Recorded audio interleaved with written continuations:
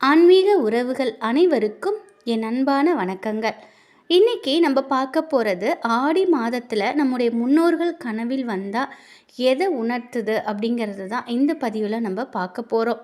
நிச்சயமாக நம்முடைய முன்னோர்கள் கனவில் வந்தால் இந்த விஷயம் நடந்தே தீரும். சாதாரணமாகவே இறந்தவங்க கனவில் வந்தால் அதற்கு முக்கியமான காரணம் இருக்கிறதா சொல்லப்படுது. ஆடி மாதத்தில் முன்னோர்கள் நம்முடைய கனவில் வந்தாங்கன்னா அதற்கு ஆன்மீக ரீதியாகவும் ஜோதிட ரீதியாகவும் பல காரணங்கள் சொல்லப்பட்டிருக்கு. நமக்கு நடக்க போகும் நல்ல விஷயங்களை பற்றி சொல்வதற்காக இல்லது ஆபத்துகள் குறித்து முன்கூட்டியே நமக்கு எச்சரிப்பதற்காக இல்லை அவங்களோட நிறைவேறாத ஆசைகளை நம்ம மூலம் நிறைவேற்றி கொள்வதற்காக முன்னோர்கள் முயற்சி செய்கிறதா அர்த்தம். கனவுல நடந்த விஷயங்கள் அப்படியே நிஜத்தில் நடக்காது. ஆனால் அதற்கான பலன்கள் நமக்கு கிடைக்கும். உதாரணமாக நம்ம மலத்தை கனவில் கண்டோம் அப்படின்னா பண வரவு உண்டாகும். மலத்தை மிதிக்கிறா போல் கனவுல கண்டோம் அப்படின்னா சுப நிகழ்வில் நம்முடைய பணத்தை செலவிட போகிறோம் அப்படிங்கிறது அர்த்தம். இறந்தவர்களின் சடலத்தை நம்ம கனவில் கண்டால் நம்ம வீட்டில் சுபகாரியங்கள் நிச்சயமாக நடந்தே தீரும். முன்னோர்கள் கனவில் வந்தாலோ இறந்தவருடன் பேசுவதை போல நம்ம கனவு கண்டாலோ அதிகாரம், பதவி உயர்வு, பதவி உயர்வு, வியாபாரத்தில் அதிக லாபம், இது போன்ற பலன்கள் நமக்கு கிடைக்கும். முன்னோர்களோட பேசுவது போல கனவு கண்டா பெயரும் புகழும் செல்வ செழிப்பும் அதிகரிக்க போகுது அப்படின்னு அர்த்தம். இறந்து போன தாய் நம்முடைய தந்தையை கனவில் பார்த்தோம் அப்படின்னா ஏதோ ஆபத்து வரப்போகுது, நம்ம எச்சரிக்கையாக இருக்கிறத அவங்க உணர்த்த வந்திருக்காங்க அப்படின்னு அர்த்தம். நம்ம இறந்து போனது போல் நாமே கனவில் கண்டோம் அப்படின்னா நமக்கு நீண்ட ஆயுள் இருக்கிறதா அர்த்தம். ஆடி மாதத்தில் இறந்தவங்க கனவில் வந்தால் நல்ல செய்தி வரும். அது மட்டும் இல்லாமல் நீண்ட காலம் நம்ம வாழ்வோம் அப்படிங்கிறத உணர்த்துறதுக்காகவும் அவங்களுடைய ஆசீர்வாதத்தை நமக்கு முழுமையாக கொடுக்கறதுக்காக வந்திருக்காங்க அப்படிங்கிறது அர்த்தம்.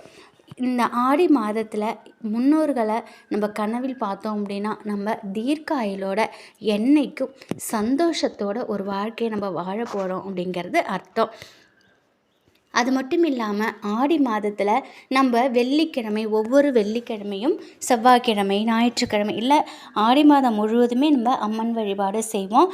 ஆடி மாதத்தில் வரக்கூடிய அமாவாசை ரொம்பவே விசேஷமானது. நீங்கள் நம்முடைய முன்னோர்களை நினைத்து தர்ப்பணம் கொடுப்பது, காக்கைக்கு சாதம் வச்சு அதுக்கப்புறம் நம்ம சாப்பிட்றது, யாராவது ஒருத்தருக்காவது அன்னதானம் வழங்குவது, இதெல்லாம் ரொம்ப சிறப்பான பலன்களை நமக்கு கொடுக்கும். நம் வாழ்க்கையில் நம்ம மட்டும் சந்தோஷமாக இருக்க போகிறதில்ல, நம்முடைய அடுத்தடுத்த சந்ததிகள் கூட சந்தோஷமாக வாழணும் அப்படின்னு நீங்கள் நினச்சா நிச்சயமாக ஆடி அமாவாசைக்கு முன்னோர்களுக்கு தர்ப்பணம் கொடுக்க மறக்கக்கூடாது. ரொம்ப விசேஷமானதும் கூட. நம்ம வாழ்க்கையில் ஏற்படக்கூடிய கஷ்டங்கள் நம்ம நிறைய தெய்வ வழிபாடு செய்கிறோமே, நிறைய பரிகாரங்கள் செய்கிறோம், ஆனாலும் நம்ம இப்படி கஷ்டப்படுறோமே அப்படின்னு ஒரு சிலருக்கு மனசில் தோணிகிட்டே இருக்கோம். அவங்களுக்கு ஒரு விஷயம் என்ன அப்படின்னா நம்ம முன்னோர் வழிபாடை சரிவர செய்யாமல் இருக்கிறது தான். ஒவ்வொரு மாதத்தில் வரக்கூடிய அமாவாசை அன்று நம்முடைய முன்னோர்களை நினைத்து எள்ளும் தண்ணீரும் இறைத்து அவங்களுக்கு போட வேண்டிய படையலை போட்டு நம்ம அவங்கள மனசை திருப்திப்படுத்தினாலே போதும். முன்னோர்களோட ஆசீர்வாதம் நமக்கு கிடைச்சாலே நம்ம வாழ்க்கையில் பல முன்னேற்றங்கள் ஏற்படுவதை நம்ம கண்கூடாக உணரலாம். அதுவும் ஆடி அமாவாசை, தை அமாவாசை, புரட்டாசி அமாவாசை இதெல்லாம் ரொம்ப விசேஷமானது. இந்த மாதிரி நாட்களில் அமாவாசை என்று நம்ம கொடுக்க வேண்டியதை கரெக்டாக கொடுக்கணும். அதே போல் வருஷத்தில் ஒரு முறை திதி வரும் இல்லையா, அவங்க இறந்து போன திதி என்று தவசம் கொடுப்போம். அது ரொம்பவே சிறப்பானது. அதையும் மறக்காமல் நம்ம கொடுக்கணும். அமாவாசையில் சேர்க்க வேண்டிய காய்கறிகளை முறையாக நம்ம சமைத்து நம்ம முன்னோர்களுக்கு படையலிட்டு காக்கைக்கு நம் கையால் சாப்பாடு வச்சுட்டு அதுக்கப்புறம் வீட்டில் உள்ளவங்க அனைவரும் சாப்பிடுவது, யாராவது ஒருவருக்கு அன்னதானம் கொடுப்பது சிறப்பு.